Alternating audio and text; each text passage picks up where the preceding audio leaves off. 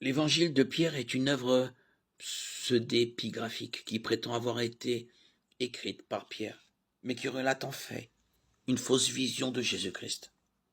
L'évangile de Pierre contient 60 versets et traite des événements entourant la fin de la vie de Jésus.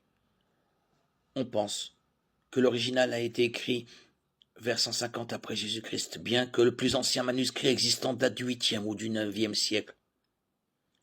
La première mention de l'évangile de Pierre a été faite par l'évêque Sérapion d'Antioche vers 200 après Jésus-Christ dans une lettre intitulée concernant ce qui est contenu comme l'évangile de Pierre.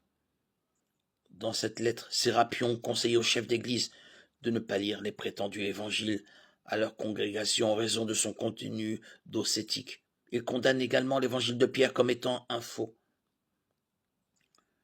Vous me direz, qu'est-ce que le docétisme ? Une forme de docétisme, marcionisme, soutenait que le Christ était si divin qu'il ne pouvait pas avoir été humain.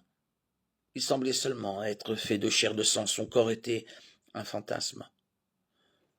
D'autres groupes soutenaient que si Jésus était un homme dans la chair, le Christ était une entité distincte qui était entrée dans le corps de Jésus sous la forme d'une colombe lors de son baptême, lui donnant le pouvoir d'accomplir des miracles. L'entité Christ a ensuite abandonné Jésus sur la croix.